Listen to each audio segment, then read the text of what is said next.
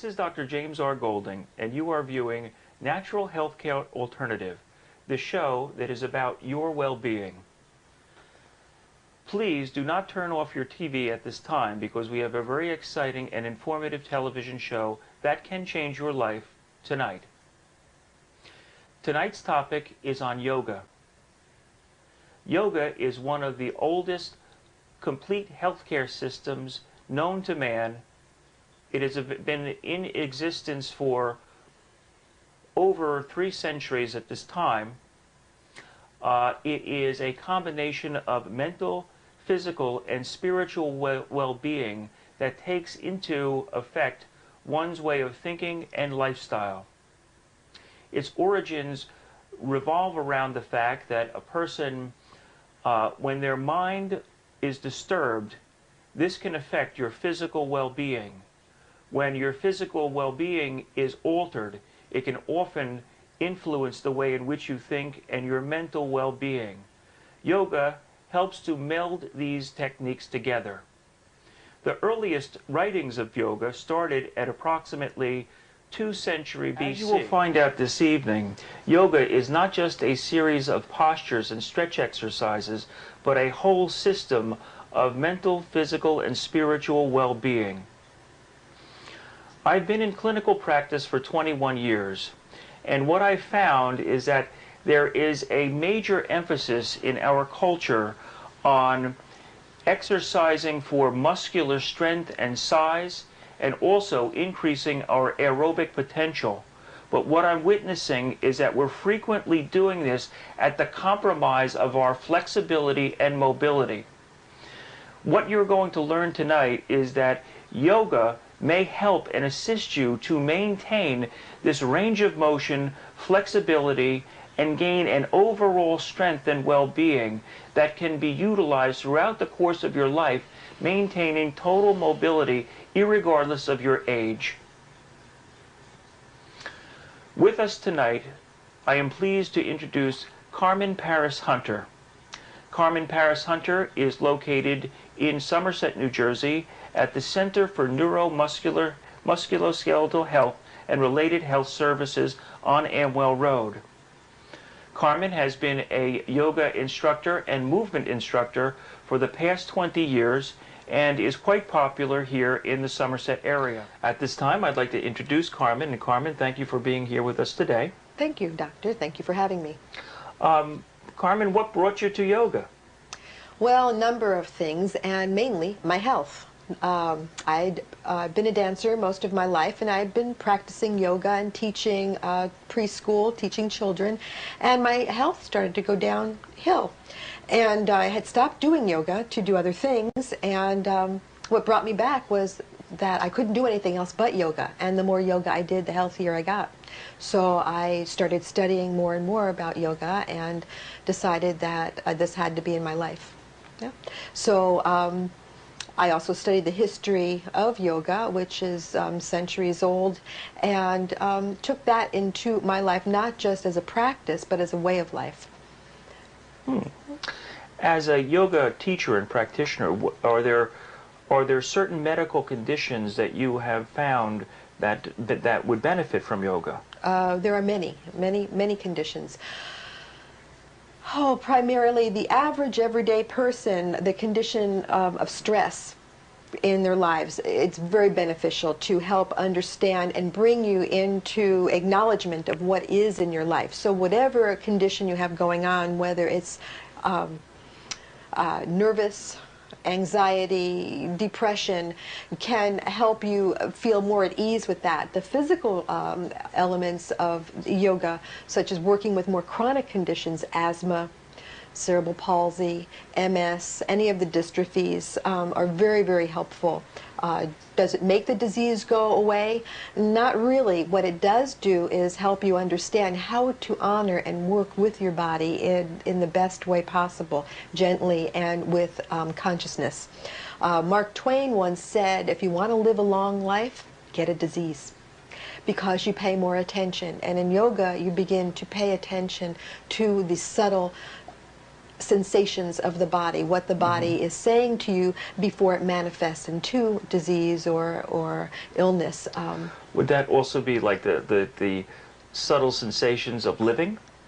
Definitely, most definitely. It's the ever so subtle sensations of living, such as driving in your car, raising children, all the things that we're multitask society. And so we do so many things, and yoga brings you into... So we're connected with connected with yourself. Exactly. I call it it's a rebalancing of your body, your mind, and your breath, which puts you in touch with your spirit. What is prana? Prana is a Sanskrit word for life force, the living energy in the body. You bring the energy in through the inhalation and you release the energy through the exhalation. So as you inhale, you allow yourself to take in all the energy that's available to you. You also become conscious of what that feels like. And as you exhale, you allow the body to release, becoming conscious of whether it's easy for you to let that go, or whether the breath is resistant and very little comes out, or if lots come out, if you're ready to let it flow out like the ocean. So prana is the Sanskrit word for life force. Is this one reason why breathing and breathing exercises are so much a part of yogic studies? Yes, it is, to answer your question simply. But prana, or the pranayama, the practice of breathing consciously, mindful breath, prepares the body for meditation.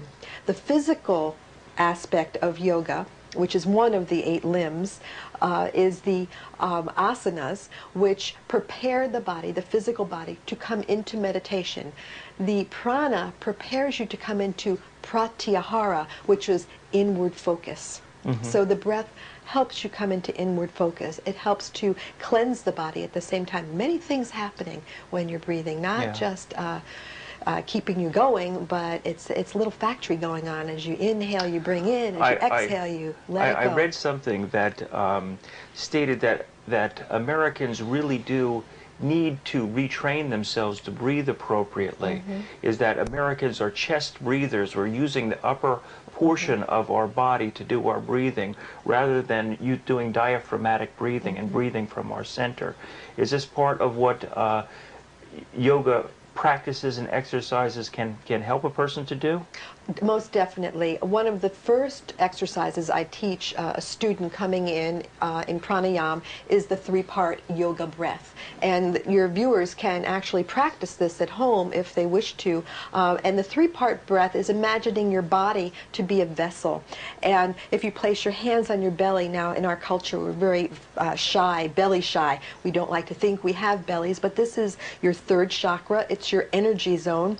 And this area here is where we need to bring the breath down into this area to feel the fullness. And then you bring the energy into 2nd part, which is the diaphragmatic area, the rib cage. And then placing your hand on the top of your chest, you would bring the breath all the way up underneath the collarbones, clavicular breathing here as you bring the breath up. Now imagine this vessel being filled from the bottom, the middle, the top, and as you empty the breath, you soften, releasing from the top, just like you would empty a bottle of fluid, empty from the top, the middle, and the bottom. And what this does is it presses out all the old air, allowing you to deeply replenish your body. You know, with the breath. At a time in which our air quality itself is in question, to learn techniques in which we can get maximal oxygenation for what's available to us seems to be more important now than at any given time. Well, Doctor, I'm not a purist in one sense, and when I moved to New Jersey from Washington, I looked around and I said, well, in order for me to survive here, I've got to mutate, and that meant maybe eating at a McDonald's to see, I've never eaten at one, to see what that tasted like. It's the same with breathing. This is the world we live in, and if we're not conscious of the breath that we breathe in, how are we conscious or going to do something about the quality of the air? So if we start breathing in this air, and it's doable. I think we've all mutated to be able to exist with the level of oxygen that is given to us at this time, and I think we can transmute without using too new age of a terminology, but you can bring that breath in and take it as and a gift, extract more out of it. And extract more out of it and feed your body. Certainly by not breathing, you're starving the body. Muscles thrive on energy and oxygen. I was reading that in yoga, meditation is also a very important part in the yoga aspect, whereas it's a focused state of concentration that helps to lift your awareness and spirituality. How is that incorporated with yoga practice? The yoga practice itself, the asana, the physical yoga, prepares the body for meditation.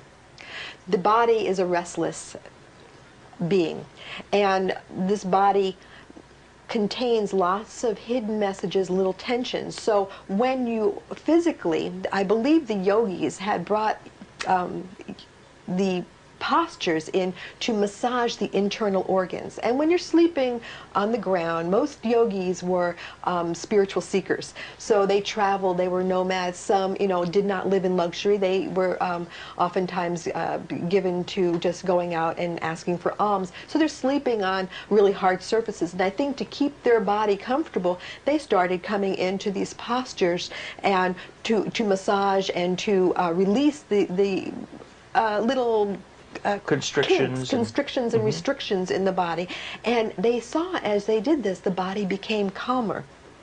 But as you move more into learning how to take the postures and be with what they call sensation. Now, sensation is not pain. It simply is the body talking to you, saying, this is how much tension you've built up.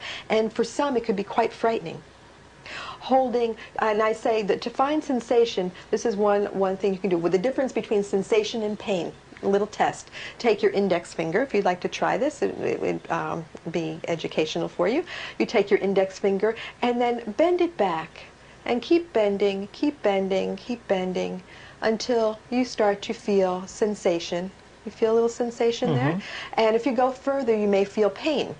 Okay? Pain is pain, sensation. Come back to where you feel sensation. Maybe tingling, maybe you feel an awareness of blood moving into an area. This is what you start to feel in the postures. If you go to the pain place, the body shuts down, and it says, no, I don't want to go there. And you can hurt yourself. So I usually demonstrate to my students where to go with the sensation.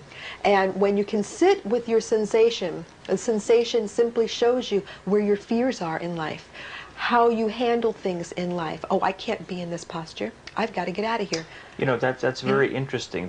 I was reading that in the Menninger Institute, when they first started to study biofeedback as a tool for helping people to change, they did their studies on yogis, and that they were able to change their blood pressure, regulate their heart rate, also influence their thyroid. So I think that what is it you can tell the viewers so that they can get this into the frame of mind that yoga is not just like an exercise that's giving them flexibility and making their getting outside of just the musculoskeletal benefits from yoga. Okay, so how does yoga become more than a physical exercise? It brings you into your body. The type of yoga I teach is Kripalu yoga, which is the yoga of self-discovery. It shows you who you are and who you are not. It's also the yoga of self-compassion. So when you come and you sit, you're doing the postures and you're observing yourself. You become the compassionate witness. And from that point, then you start to say, oh, look, I can hear that my shoulder really wants attention. I'm not going to do anything harmful. There is no violence in the yogic practice. So you become more mindful. The term mindfulness is explains how the ocean is full and the mind is full. So the body is very much like the ocean, and you begin to observe the ebb and flow of what the body does. So you take it from the physical, doing the postures to release tension, to become aware of tension, and to become mindful of your breathing and how all this works so that you can connect truly to spirit. Yeah. This place of growing inner stillness that people find in the classes once they've taken them. In my student body, I have taught students from 3 years old. My oldest student is 87. I have quite a few people in my classes that are in their 70s. They do have Parkinson's, they have MS. Many of my students also are receiving cancer treatments. This helps them cope with their chemotherapy or radiation.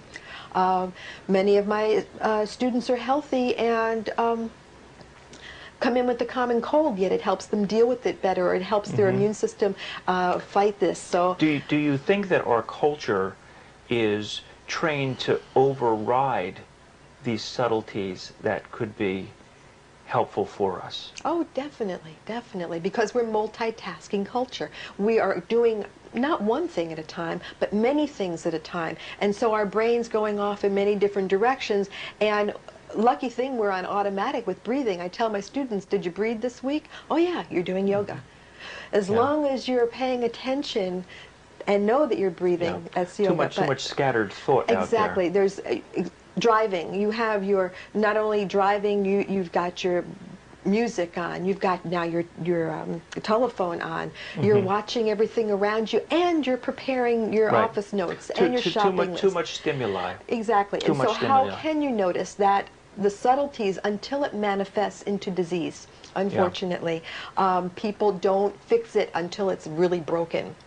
And what happens, I have found over the years of teaching and from reports from my students who write me notes all the time, that this has kept them from moving into illness or kept their illnesses at bay. So yoga helps to treat the yet disease. Yes. Yes, because I believe disease happens about 3 feet off the body. The energetic zone is right in that sphere, and when you can bring your energy up using pranayama, you can keep the germs at bay. I can't tell you the last time I had a cold. I really can't. Well, tell us about, but before we do our demonstration tonight, tell us about these postures, yoga postures or asana.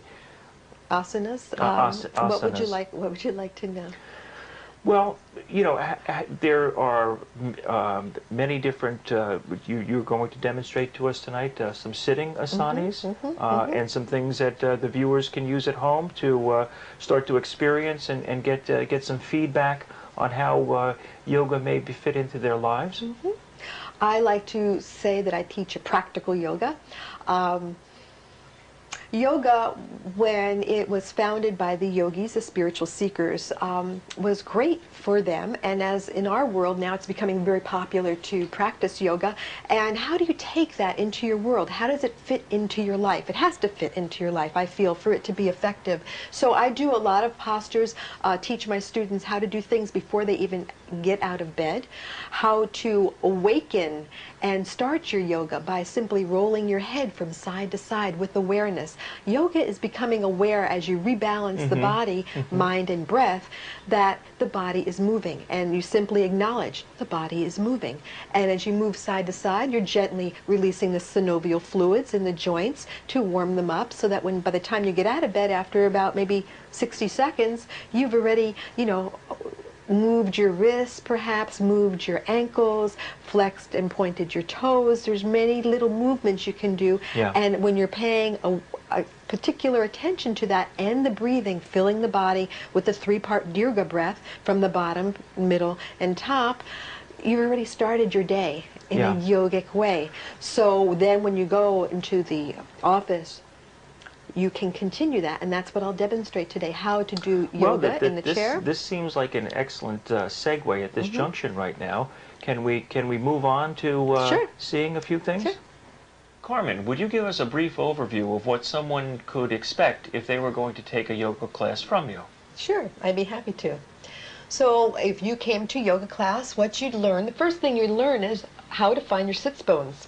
So how to do that is just coming to the edge of your chair. Since this evening we're going to be working with chair yoga. So this is a practical form of yoga so that you can take this into your home and not have to get on the floor. You could do it in the office.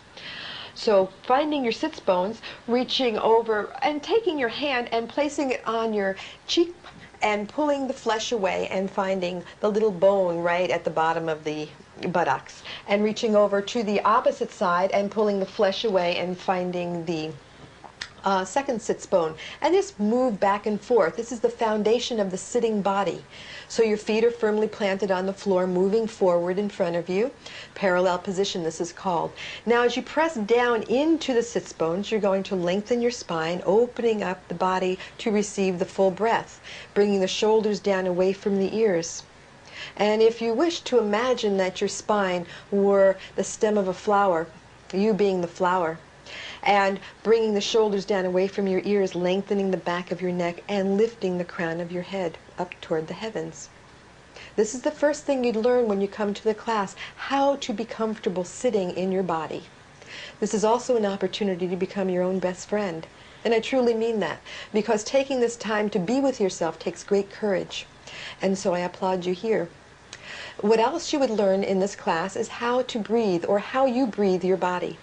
So I'm going to ask you now, leaving your eyes open or closed, whichever you'd like to do, is simply breathing in through your nostrils, observing the coolness of the breath as it passes up through the nostrils and hits the back of your throat, feeling a slight sensation, whatever that is for you.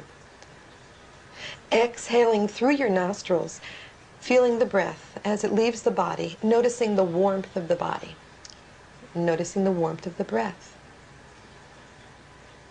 And once again, inhaling through the nostrils, observing. And as you observe, you become the compassionate witness. No judgment here. Exhaling, releasing any tensions that are ready to leave the body. And last time, as you inhale, simply observe whether the breath goes up easy or whether you're having a difficult time. And as you exhale, let your body let go of anything that no longer serves you. And so with this little brief exercise of breathing, what you learn is how to be mindful of how you breathe with your body. And then as we move into the more willful practice, the asanas, the physical aspect, we begin to balance and rebalance the body, the mind, and the spirit. So for a beginning, let's open up the back of the neck as we move into the more willful postures, taking the chin and pressing it down to the chest. And then bring the chin back up. And let's do this with the breath. Inhale, and as you exhale, let the head fall forward very slowly so that the chin touches the chest. And from this spot, you're going to inhale, rolling the chin over to the right shoulder. Pausing here. Inhale, exhale, and draw the chin across the chest. Inhaling and moving the chin all the way over to the left side. This is known as a neck smile. As you inhale, exhale, let the head get heavy. Bring the head all the way across the middle of the chest. If you need to take a breath in here, inhale. And bring the chin back over to the right side. Pause here for a moment and begin to nod the head up and down, saying yes. Opening up to all the possibilities in your life here as you affirm your presence here. And bring that to stillness. Inhale, exhale, drop the head across the chest. And now let's move over to the left side. Last time here. As you exhale, begin nodding the head, saying yes to all the no's in the body, honoring and respecting who you are in this moment. And bring that to stillness. Inhale, exhale, drop the chin to the chest, and now very gently bring the chin back up. This next smile, when done early in the morning as you're sitting in your chair waiting for your tea or coffee to cool, can open up the entire spine. You will feel the energy going down the spine, lifting up your energy for the day. As we move into the more willful postures, you can just move right along, lifting the shoulders up and down, And I like to add here that this can be done, these things can be done while you're in the shower. It feels particularly good if you have got a busy day. You can add these things into your day. As you inhale, the shoulders come up. And as you exhale, the shoulders come down, listening to the sounds of the muscle, ligament, and tendon. And now let's bring that to stillness. Inhale, bring the shoulders back up. Let's go the opposite direction. And notice what your mind is thinking. Notice where your breath is, bringing the shoulders up and down. And then bring that to stillness. And hold the body. Inhaling, coming back to the breath, and exhaling as we gently warm up the body. Take your right leg, cross it over your left. And for most of you, this will be quite a stretch right here. Notice where the sensation is being felt in your hip here. Inhale right into the area that's talking to you. And exhale. If this feels like enough for you and you wish to stay here, continue breathing. The rest of you who would like to move a little further, I'm going to ask that you take your right hand and bring it right underneath that right knee. And bring the knee right up to the chest. Go ahead, try it. You can do it. And take your left hand, reach it under your foot, and then begin to make little micro movements, little micro conscious movements so that the body becomes aware of what's going on here. As you open the hips, releasing the leg down, sitting up nice and tall. Inhale and exhale. And now release the foot.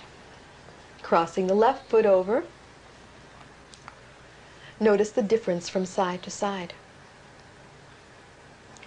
Taking your hand, your left hand, place it underneath your left knee, and then reach around and grab a hold of the left foot, sitting up nice and tall. Bring that right into the chest.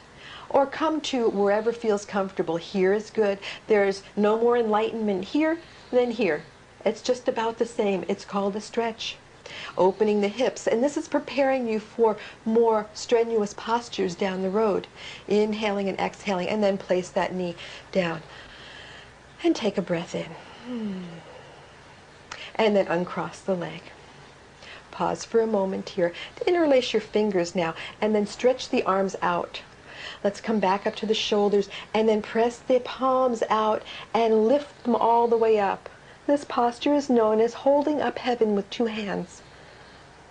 Inhaling and exhaling.